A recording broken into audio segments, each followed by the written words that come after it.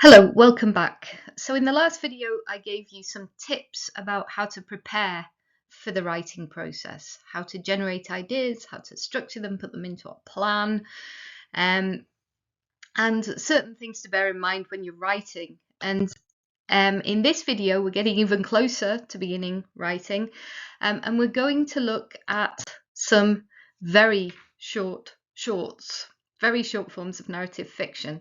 In particular, we'll be looking at what we call the mini-saga, and there's a brief assignment attached to this that you'll be getting some feedback on.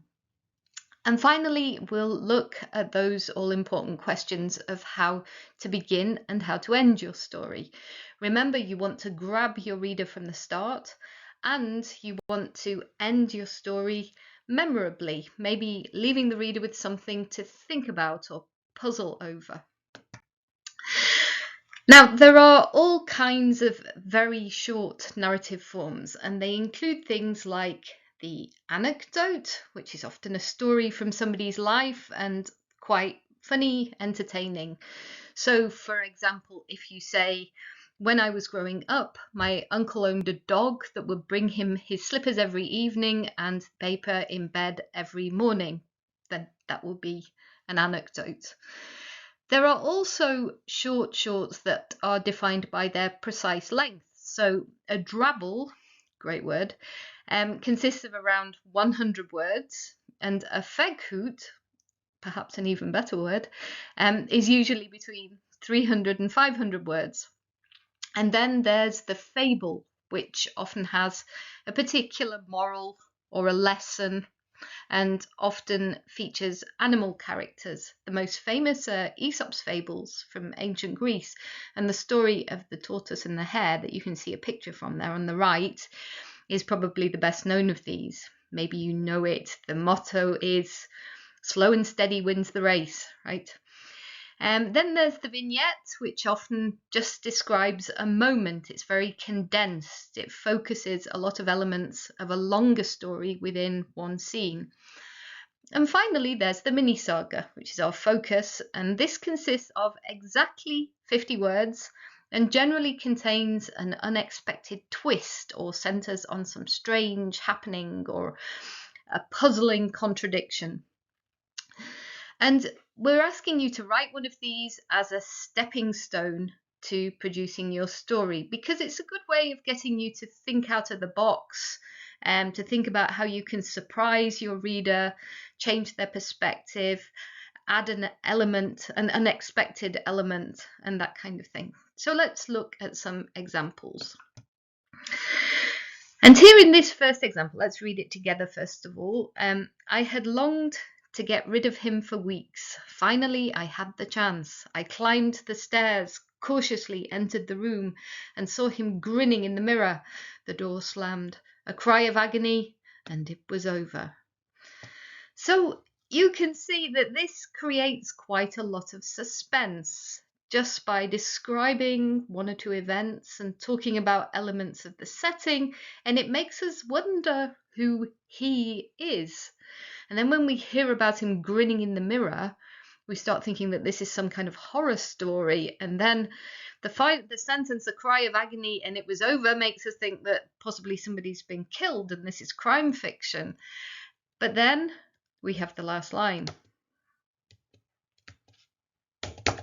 Come on, where is it? There. Wreathed in blood, my tooth dangled on the string. And so we see that it's actually about someone using the traditional method of extracting a tooth, which is where you tie a piece of string around the tooth and then tie the other end of the string to a door handle and slam the door. So instead of being horror or crime fiction, this becomes more like a joke. It's a little bit of an anticlimax at the end, isn't it? And it might make you smile or chuckle a little. We say in English it's a shaggy dog story. That means something that sounds like it's going to be very serious and dramatic and maybe even tragic, but ends up really just being an extended joke. Let's have a look at another one. The water is disappearing and I cannot breathe. I'm being carried out and the tube is so narrow my bones crack. I'm dying. A light blinds me and the noise is deafening. My lungs burst. Somebody beats me on the bottom and I cry. So this again creates suspense. It makes us think that the narrator, the first person narrator, I, right, is in some kind of peril, some kind of danger. And there are details that make us wonder whether he or she is being tortured in some way. Right, the so narrow, my bones crack, I'm dying. And then if we show you again the final sentence, just a moment. I have been born. Maybe you'd worked it out from the penultimate line, right? Somebody beats me on the bottom and I cry. We can see that all this drama is actually the natural drama of birth. And as you can see, that's the baby. As you can see, this was written by a Year 5 student. So this just goes to show that you don't need to be a professional writer to come up with a good idea for a twist in a mini-saga. And here's our final example. The girl said she was going to come back. The boy promised to wait. He sat on the dock and waited. One day while he was waiting, he noticed another girl sitting and looking out to sea. Are you waiting too? He asked. Not anymore, she said. They both smiled. So this is a romance, and it all turns on the line, are you waiting too? He asked. And at this point, our expectations are overturned, and the lives of the two main characters start moving in a different direction. So I hope you're looking forward to producing your mini saga and submitting it for peer review. Okay, and now to finish, we'll look at those two all-important parts of your story, the beginning and the end. How do we begin our story in such a way that we grab the reader's attention right from the start? Well, this isn't necessarily something that you'll know as you begin your story. You may need to go back and write or rewrite or perhaps tweak your first sentence when you've finished. But you should probably have a good idea about what the main elements of the plot, your theme, your main characters, your central conflict, and so on are when you write your first sentence. So you'll have some idea about what it's going to look like. To get inspiration, let's have a look at some examples of first lines and think about what strategies they use and how they grab the reader. So the first one, Once Upon a Time, it's a classic. But if we read on, you'll see that Anne Tyler does something interesting with it. Once upon a time, there was a woman who discovered that she'd turned into the wrong person. So this leaves us puzzling about who this woman is and who she thought she was and who she wanted to turn into and who she ended up turning into. And it introduces us to probably the main theme of the story, which is about things like identity and whether you retain your identity as you grow up. Are you more yourself when you grow up, or are you more yourself when you're a child? And the title kind of refers to that when it says back when we were grown-ups. If we look at the second, when I left my office that beautiful spring day, so this is part of this person's normal working routine, we assume, I had no idea what was in store for me. So it plunges us, first of all, into a very ordinary, or it takes us into a very ordinary situation, but then it plunges us into something out of the ordinary because it suggests that something unexpected is going to happen to the narrator. It creates a promise of something unexpected happening. The third one, I was 19 years old the first time I saved Stella Bradley's life. Now this plunges us straight into something unexpected or surprising because it suggests that there are a series of occasions where the narrator saved this woman's life. So it carries the promise of a lot of action and lots of drama and peril. The next one, I'm not a bad guy. I know that sounds defensive, unscrupulous, but it's true. I'm like everyone else, weak, full of mistakes, but basically good. So here, this narrator begins by introducing himself and by kind of taking the reader into his confidence. He's suggesting that he's upfront with us. He's an honest, reliable narrator. Of course, we can't always take narrators at their word, and at some point we do start to doubt whether he is such an okay guy. And many narrators might insist that they're reliable, but they turn out to be anything but reliable. But that's another way of beginning to introduce us to the main character, the narrator. If we look at the next one, she was a large woman with a large purse that had everything in it but hammer and nails. This should be familiar to you. It's the first line of Langston Hughes's short story, right? Thank you, Mom. And it focuses on the character Mrs. Luella Bates Washington. And it creates a strange mix of impressions by suggesting she has tools in her handbag, so she's kind of feminine and masculine at the same time. And I suppose that reflects the mixed feelings of the narrator as he looks at her. So it also creates a sense of intrigue. The narrator is intrigued, but we, the reader, are also intrigued by this woman. And then other short stories plunge us straight into the action.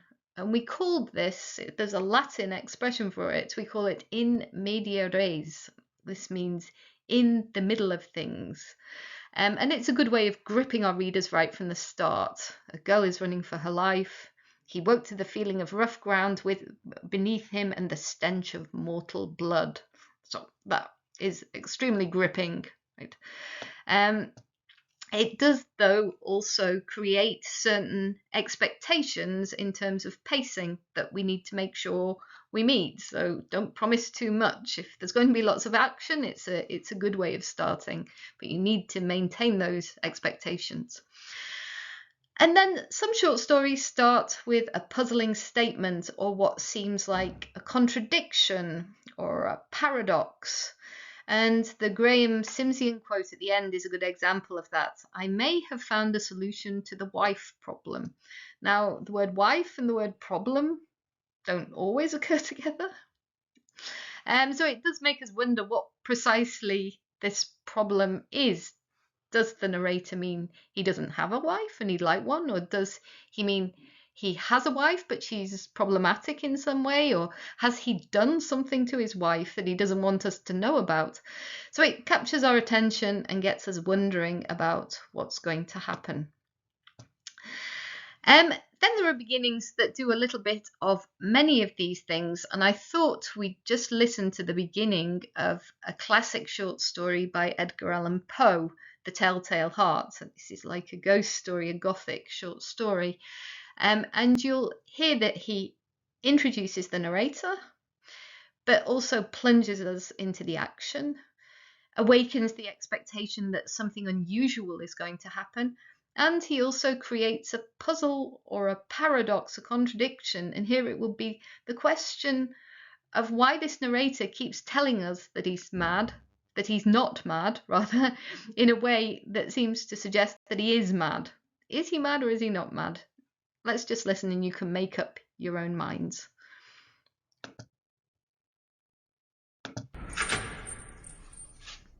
True. Nervous, very, very dreadfully nervous. I had been and am, but why will you say that I am bad? The disease has sharpened my senses, not destroyed, not dulled them. Above all was the sense of hearing, acute. I heard all the things in the heaven and in the earth. I heard many things in hell. How then am I mad? Hearken, and observe how healthily, how calmly I can tell you the whole story. Okay. Sorry. So what do you think? Is he mad or is he not mad? And by the way, you may have noticed that the picture of Poe in the corner, the eyes moved and he blinked. It's a GIF. I hope it didn't trouble you too much. And anyway, we can't think about beginnings without thinking about endings. And just as we have once upon a time as the cliche for beginning a story, we also have and they all lived happily ever after as a typical ending. But good short story writers wouldn't leave their readers on such a conventional, maybe boring note. Now, of course, you need to complete whatever the story is that you want to tell, or complete your twist at the end of the story. There needs to be a sense of completeness about your story. But many short stories leave some aspect open at the end. Perhaps, as in the first example, he'd drink to the whole sorry lot of them, but mostly to the poor fools who didn't know what trouble was coming. So that's the final sentence. So it leaves the reader with the knowledge that there is this unsolved conflict. There is trouble that is still to come. In some cases, they might focus on a distinctive character within the novel and suggest that inner conflict is still going on. So that will be the case in the second one. Whatever monster might be in me, it was always mine. It's what I am, right? So this conflict has not played itself out, this internal conflict. Even love stories might avoid closure. They don't all end with a marriage and they lived happily ever after. If we look at the example from Gone with the Wind, the narrator says, "I'll think of it all tomorrow at Tara. I can stand it then. Tomorrow I'll think of some way to get him back. After all, tomorrow is another day." So the narrator is continuing to obsess about her beloved and to plot her reunion with him. Then the next example from Twilight, "Yes, it is enough," he answered, smiling, "enough forever," and he leaned down to press his cold lips once more to my throat. Now, if you know the Twilight series, and there was some very popular films made of them as well, you'll know that the lover is a vampire. The narrator's lover is a vampire. So the reference to the cold lips on her throat leaves us wondering how their relationship will progress. And finally, some final lines return to a central theme, but do so implicitly. And the last example is from Animal Farm, which tells the story it's actually of the Russian Revolution. It's of a political takeover, but it uses animals instead of people. So pigs take over the leadership of the farm. And if we look at the quote here, the creatures outside looked from pig to man and from man to pig and from pig to man again, but already it was impossible to say which was which. So this means that the political takeover has basically been unsuccessful. The leaders who are in place at the end are identical to the leaders who were in power beforehand. And this communicates Orwell's central message that power corrupts. Right through to the last sentence. Okay, so what have we looked at today? Well, we've looked at the mini-saga as an example of a very compact form of fiction, but one that does this important thing of subverting reader expectations, bringing new perspectives to a scene or situation, or perhaps intriguing the reader. And we've looked at different effective beginnings and endings. And now it's over to you. You can have a try. First of all, try writing a mini saga and then move on to tackling the bigger project of a short story. And as a first step towards this, we ask you to write your first sentence. Don't worry, it's not written in stone. You can go back and change it. And to produce a rough plan of your story. And then you'll get some peer feedback and the writing will begin in earnest. Best of luck with the assignment. I can't wait to see what you produce. Goodbye.